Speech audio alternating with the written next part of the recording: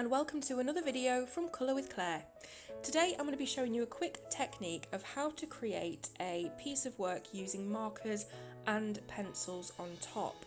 So often you'll hear people call this marker-based tutorial, something similar to that, but really it's very simple. It is just the process of putting down a base layer of marker, then using pencils on top to finish off with detail and depth of colour.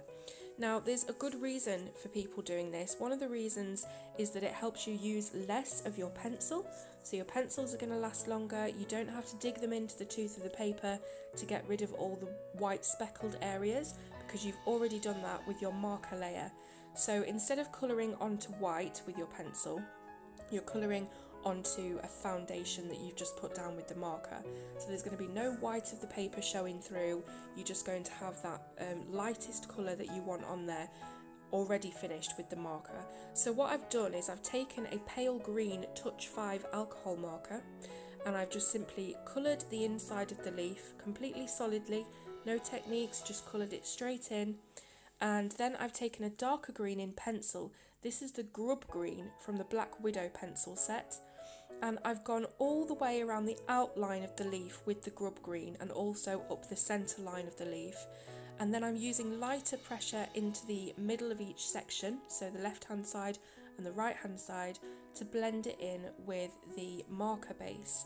So there is a good reason for using markers underneath pencil, and that is that you don't have to use a lot of your pencil pigment to fill in all the tooth in the paper.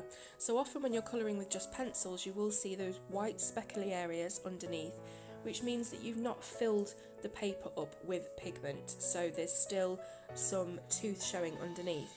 Now when you put a marker base down, you've completely covered all of the white of the paper in one swoop, so you don't have to worry about digging your pencils into the paper or layering and layering up to try and get rid of all those white spots. The marker has done that for you.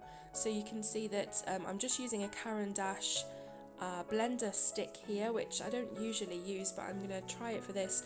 I think it seems to flatten everything out quite well, but you don't have to do that. I'm going to show you again on another leaf just so you can see while I've been jabbering away what I'm actually doing. So here I am filling in the leaf with the alcohol marker. Then I'm coming in with that Grub Green pencil and outlining the whole thing. I'm also making sure, because we've got a flower sitting on top of this leaf, that I'm going around the edges of those petals of that flower to make it look like we have some shadow underneath that's fallen on top of the leaf. So I'm also going down the centre line and then down these lines which divide sections of the leaf.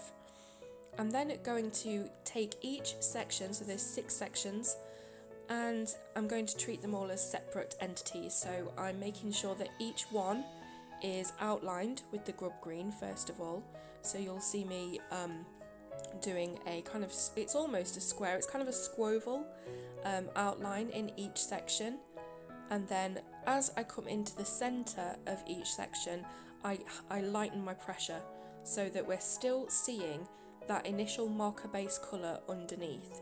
So it's really important when you're doing this to start with a marker which is really light, because that is going to serve as the highlight area of your subject. Your pencil is there to fill in details and shadows, so that's kind of the rule that you need to stick by. Make sure that your marker base is lighter than your pencil. So I have an overhead light that's beaming down onto my page, which is why it all looks a little bit waxy, the leaves that I've done. This is not how it looks when you take it out of the light, just so you know. If you look on the thumbnail of this video, you'll see what it looks like out of the light, but just when I'm colouring, I need that overhead light on, so unfortunately you get to see all of the shiny wax from the pencil, but it doesn't look like that out of the light.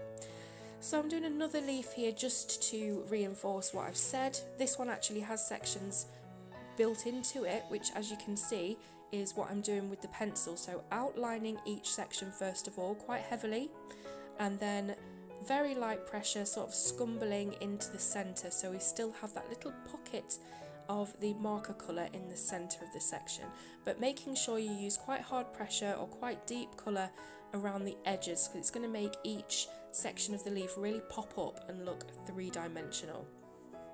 So I'm going to do this on each section now, doing this in real time so that you can see exactly what I mean and what I'm doing.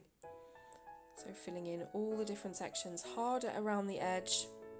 And I'm also going to be leaving the veins of the leaf with the marker colour.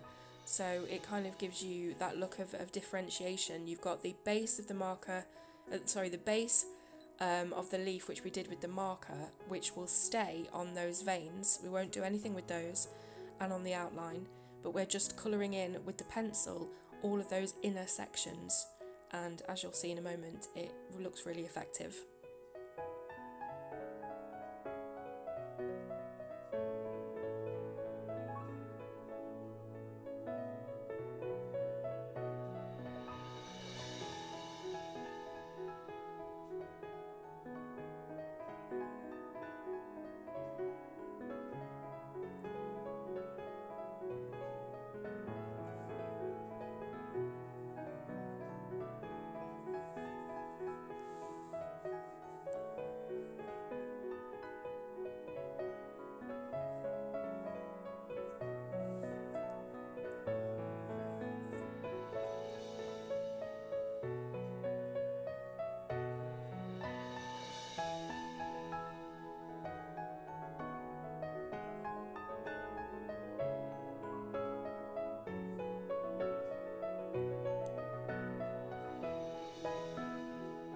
So that's all of the sections filled in, and you can see it does give it that kind of difference in depth and a little bit more interest to the eye than when we just solidly coloured it with the marker. So you can also do this with flowers, you can do it with anything at all.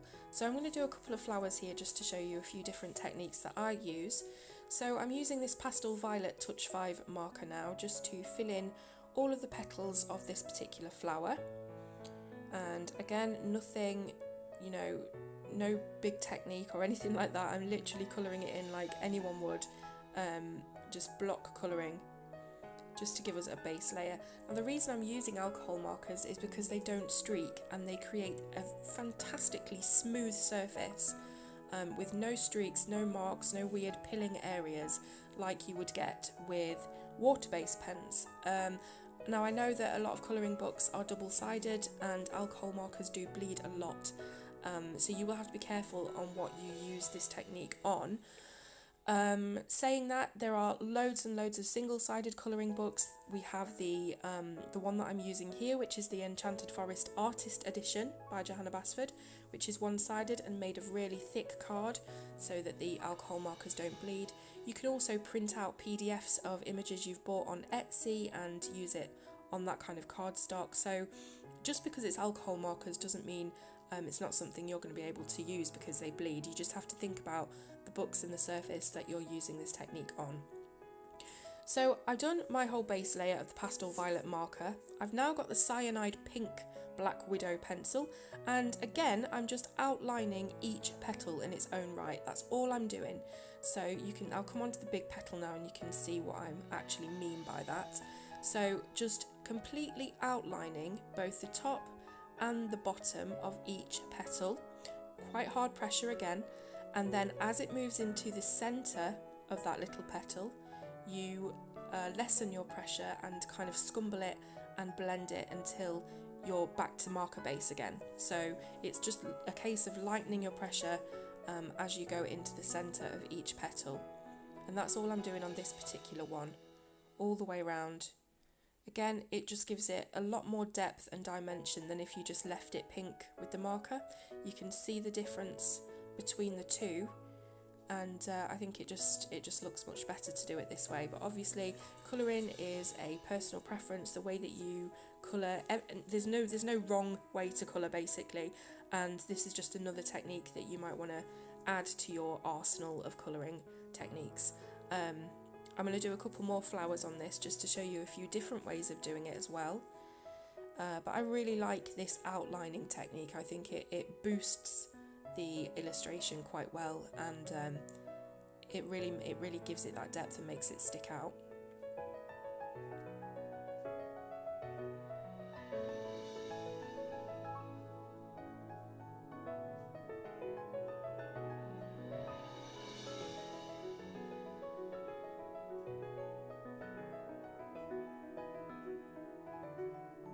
So this technique I'm showing you now starts off exactly the same. So you put in your marker base down. This isn't my favourite technique. It's one that I use sometimes, but it's not one that I use often on flowers because I just don't think it looks as good as the one that I've just shown you and the one I'm about to show you in a moment. But this is just another option for you if you want to create some differentiation in your page and different light sources, things like that. So I've done the marker base. I'm now taking that same cyanide pink and I'm starting from the centre of the petals and blending upward so that the tips of each petal will be left as our marker base, but the inside of the flower will be purely pencil. So very, very hard pressure at the centre of the flower, and then again very much kind of a graduation of pressure, getting lighter and lighter as you go toward the tip of each petal. So you'll have this kind of blooming colour that starts off dark in the centre and gradually fades to the marker base on the tips of the petals.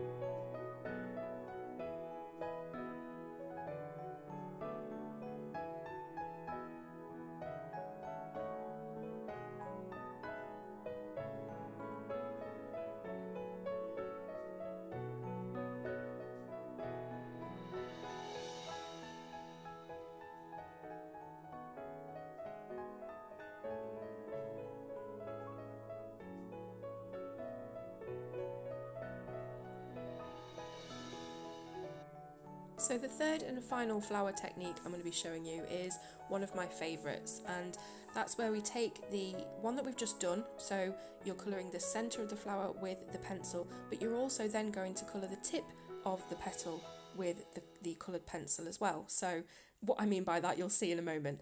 So you can see that I'm doing the marker base yet again, completely simple, just put your marker base down. Don't even think about it. there's nothing, you know, there's nothing scary or hard about that at all. You're just literally putting the pen to the paper.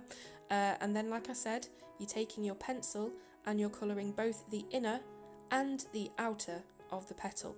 So you're going to sort of meet in the middle, but keeping the middle original, so the original marker base colour is what I'm trying to say. So I'm using this flicking motion. So flicking upwards and downwards, and you can see that that keeps the pressure and the hardness of colour at the start point where you put your pencil down. That's where your pencil pigment will lay down harder, and then as you flick away it will just automatically be lighter, if that makes sense. Hopefully it does. So yes, doing your inner edge of the petal and then the tips as well, and leaving that marker base in the centre, but just making sure that your hard pressure and your solid colour of the pencil is always at the very bottom and the very top, and then you do start to blend it nice and lightly as they meet in the middle. This creates the look of a light kind of shining down onto the petals, and it kind of gives the petals a curved look as well, because the light is hitting the centre and then there's shadow either side. So I'm using Black Widows and Touch 5 markers for this, but you can use absolutely anything you like. As I say, alcohol markers are my preference because of the smooth base that they leave, but you can use water-based pens. Just be careful because they often do drag up the tooth of the paper and the fibres of the paper, and then your pencil might drag in those as well. So just do practice and see what you can come up with. But again, if you've got the means, use Copics for your base, use luminance for your pencil top, or you can use Crayolas and whatever the cheapest alcohol marker is, Sharpies. You can do this with anything, so it's really attainable of a technique to do. It doesn't matter, you don't need the very expensive supplies. Like I said, use Sharpies and Crayolas if needs be, if that's what you prefer to use, if that's what you have, and you'll still get a beautiful, beautiful result whatever you use. So I really hope you've enjoyed this. Thank you for watching. Please leave a thumbs up, and I'll see you soon on Colour with Claire.